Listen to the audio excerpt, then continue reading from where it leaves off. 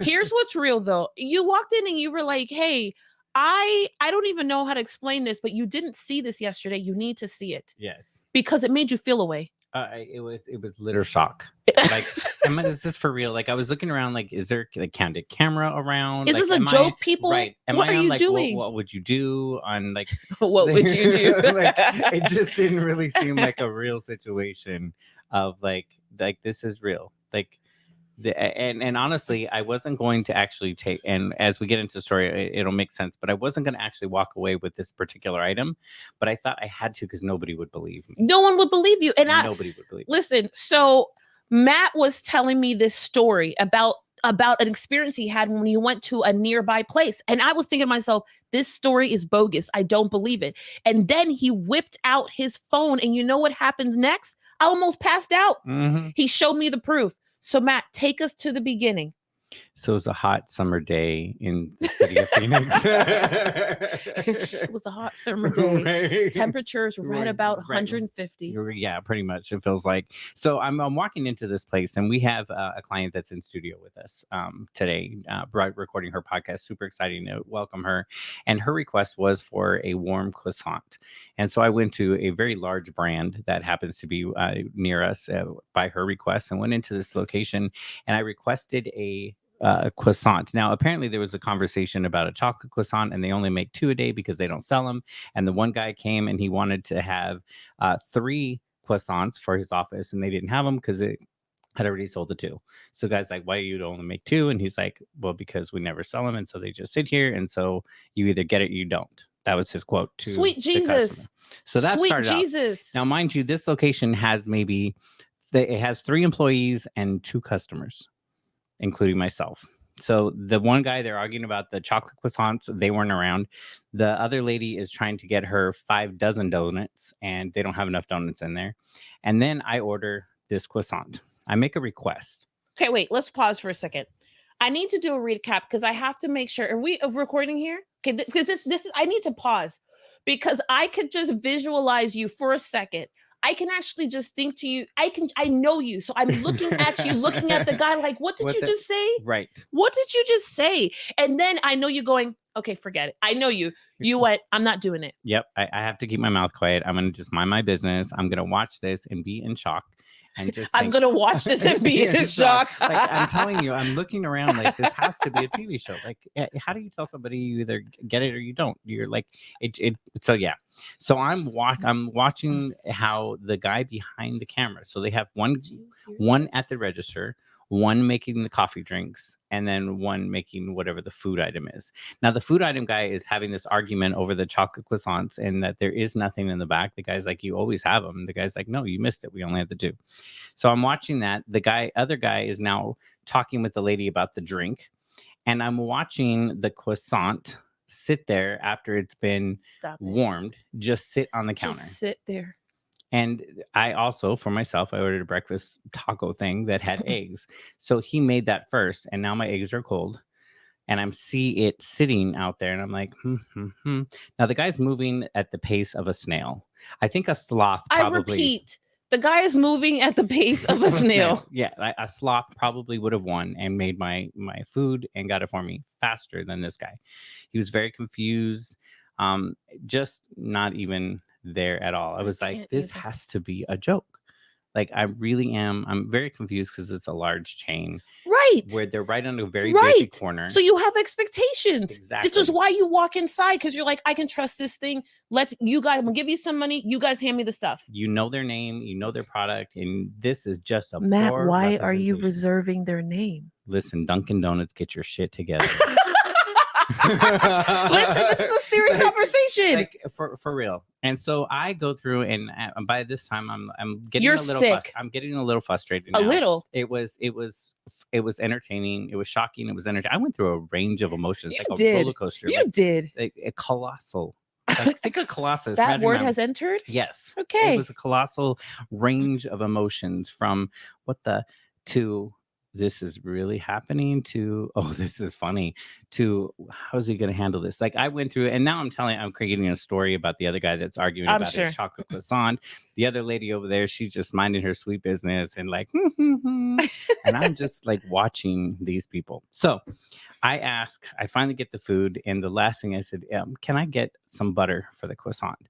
Now, in my head, my expectation is they have prepackaged This is an easy butter, question. they have like jam, you know, when you ask for ketchup, it's in a sealed Because package. butter is a common item and it's something that we all look to put on food. Okay, so this is important. I got to stop here. This is not like Matt didn't say, can I have a slice of salmon? Right. You know what I'm saying? He wasn't like, like in all fairness, Yep. he didn't ask for something that was outside of the range, nor did he ask for something that I can't believe that other people have not asked for. This is so important to me because you said, hey, I have a croissant. Please, can I have some butter to go with it? Right. And they said, he said yes. And so he goes in and grabs a big, huge tub, a gallon-sized tub of butter, and he grabs a taco container that says Dunkin'. Imagine a taco goes in are you here. Hearing this? Like a cardboard taco, and he grabs a spoon, cuts out a slab of butter, and sticks her right in between the taco cover. He could have never. I would have. not even a ramekin, a nice cup, or like the little. But why don't they have the little thing with the lid? The little ramekins. This is some basic stuff, though. It was like a butter taco, is what I think he wanted me to have. Now, mind you, it's But he handed it to you with confidence. Oh yes, like here you go. And then he's gonna send you out into the 150-degree weather. People are bugging.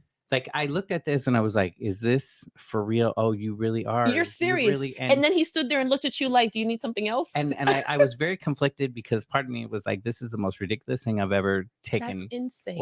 Or been handed. But I was like, I have to take it. I have to tell this story. I need proof. I need to show the people. Nobody is going to believe me that this truly happened.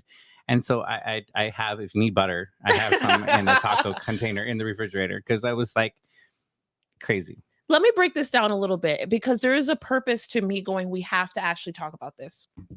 We have to talk about this for a million reasons. Now, you saw me record Matt because I 100% was like, nobody's going to believe this, that I know somebody that this has happened to. Second, because I need to ask the question, Dunkin' Donuts, what the hell were you doing? You know, every single time people ask me, why do I go to Starbucks? It's because Starbucks would never do something like that. Right. They wouldn't even dream of it. Can you imagine?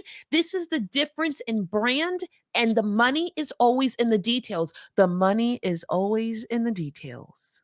The money is always in the details. I cannot emphasize this enough.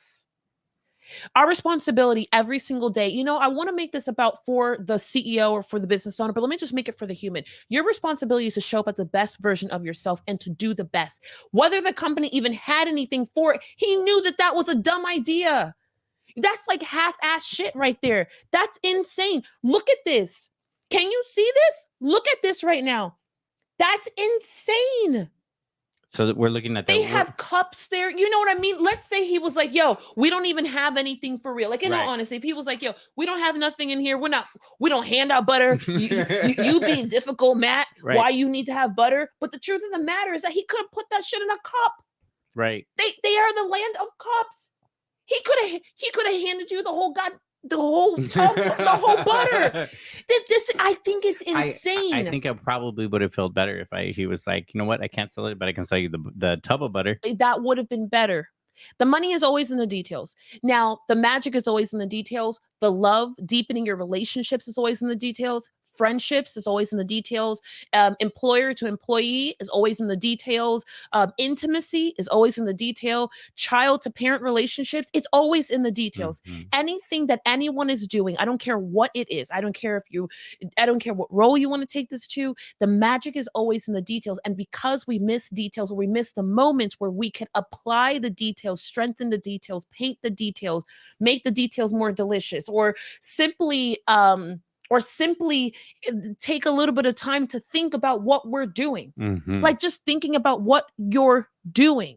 It's the craziest thing because it is like a great example of the company or the person that says, Tiffany, I'm really trying to get to X level. And I'm like, yo, you're trying to get to X level, but you're making weak moves. It's the boss moves. It's not the big steps. It's the simple things you could be doing. You're not even doing that. So why am I going to build you a strategy? You didn't even get dressed to come into the office. You don't have any lipstick on and you're trying to get on camera. That's detail. That's simple. You're trying to get noticed by a girl, but you don't get your hair cut on a regular basis. You're bugging. Well, I want a woman who you. That's not how this shit works. You're bugging. You got to give them a reason to love you. Listen, that is not how it works. You're trying to get in here. It even reminds me of people like on teams, because sometimes you're trying to get more out of the people around you. You could take this to employee, but you also like friendships and intimacy relationships, and you want more from the other person, but you don't go and give more first. Right. You don't notice when it's their birthday. And let's say you forgot, you don't try and make it up. Right. Like you don't notice, like even for me, I think to myself, someone asked me the other day, how come we don't send out like big automated cards, or letters and things like that? And I said, because honestly, I've been doing this a long time and I know that the money's in the details. So when they see that I took the time to write it, handwritten, yeah, I write everything. Like I write everything for all of our programs, clients, customers. And sometimes it's a pain in the ass because of the amount of work I have, but it doesn't change the fact that I know that detail is the difference between that person having a great day and them knowing I see you. Right. We're here. I think that was one of the biggest things. I started before coming on board as a team member. I started as a client here with DTDT, and receiving those packages and seeing that actually made me think, she took the time for a minute, like knowing how busy you are, knowing what you were doing, the fact that you took a moment, whether it be 5 minutes, 4 minutes, whatever, it's the actual action of going through and actually writing it down. And I, quite honestly, I'm a little pessimistic sometimes when I receive those. So I'm like, this is like written to everybody. I'm like, oh no, there's specific details that are part of it. And that just allowed for me to feel seen. I didn't even know that. Yeah. And I think that's one of the things why I appreciate you, and as the leader are setting the tone of what this company needs to represent in those details, in how we serve and how we show up and what makes us different in the market.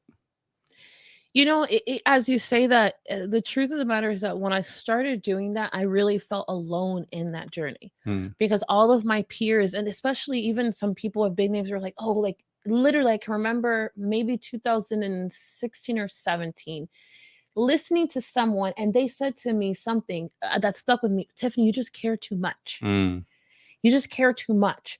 You could just write like, dear whatever, or you could just start writing versus dear Matt. Right. But I'm like, that's not how I work. Yeah. Like it's the dear Matt. Matt knows I'm talking to him. Correct. The other thing that I'm notorious for, especially with our highest level clients, that some people really, they have frowned upon, is that I don't buy luxury items for them. Not like that. I take them to luxury experience. Like we do luxury things. Right. But that's not a gift. Right. Me sending you a $200 item that you can put, like, I can do that any old day, and that's good. Right. But I feel like what's more valuable is that when they know that I am sitting on the floor of my hotel room and I'm like, I just got this popcorn. And so it's just haphazard packaging. Right. And it's the hot chocolate that you sent, the package to make a hot chocolate. And then you said, let's have a hot chocolate together. Like, I was like, that is golden. It is, I think also some people think one of the things we've never done in our world, which I've not, and I've entertained whether or not it could be done, but I've never seen a way to do it. So I've not, which is going, okay, these are the next 24 months of gifts, because that would allow you to scale that, like in this predetermine the gifts and then set them up. But I got to tell you again, like, it doesn't make sense. You remember the time that I sent out the, it was like $1.99, and it was not $1.99. It was a beer. It was to have beer in it. Oh yes, and it has the rim. The rim. Yep. I saw that at the store, and I sent that to all of our super high end clients. Right. And the idea was, I just thought it was so fascinating that there was a company that took a simple process of getting a cup. Yep. Putting that like tahine on top of it, And then michelada. michelada. Yeah. For Yep. $1.99, they were selling these cups so you could just pour your beer. I Mhm. was like, this is brilliant. Someone found a way to make a product on something that already existed. It Right. was but And they solved the problem they of solved the a time. problem. Yep. Totally. So when I bought them all, and it's fascinating because I go and I buy almost every single gift I buy myself. Mhm. And I decided doing this a long time ago because I know that the money is in the details. And if we're sending a gift that's from Tiffany, Right. then it needs to be from Tiffany. Right. And sometimes it becomes overwhelming because I'm not great at wrapping.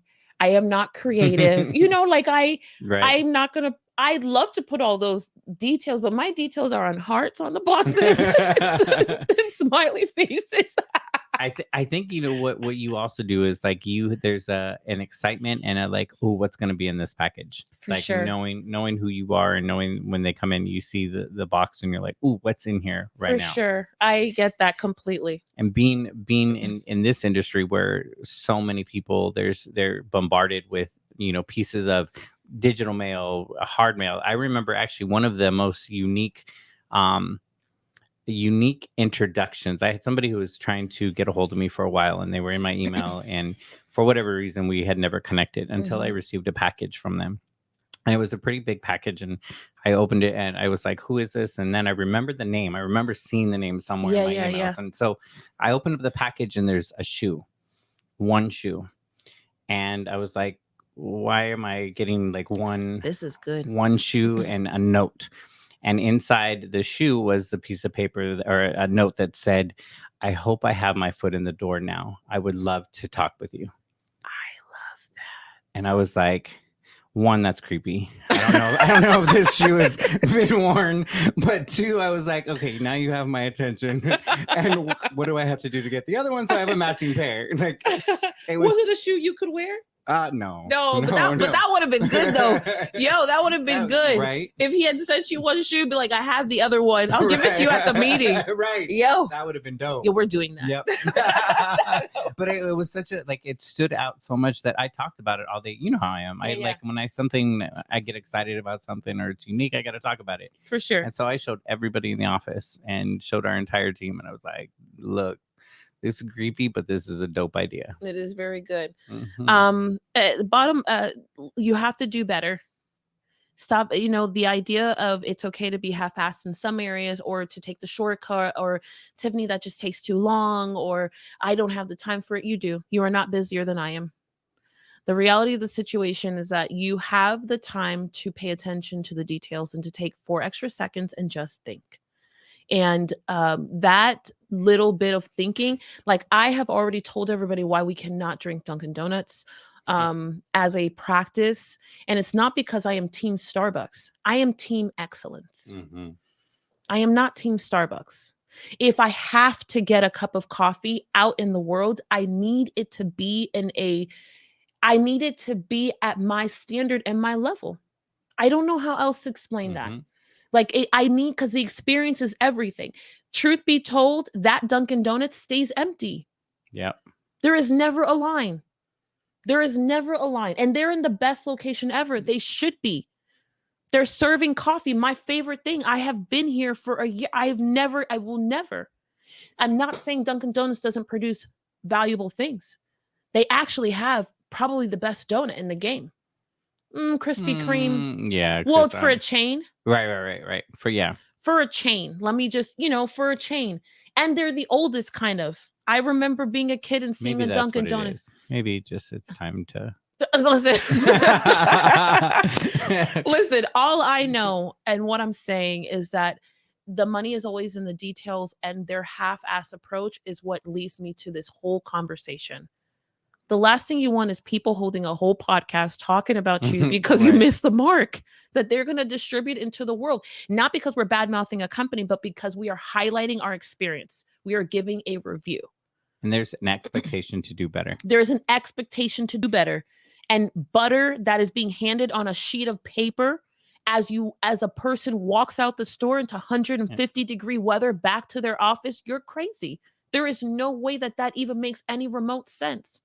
There is a reason why I talk about Starbucks, because they have a level of excellence that allows them to charge that $6.56 for a cup of coffee, even though I think the price is preposterous, even though I think the price is ridiculous.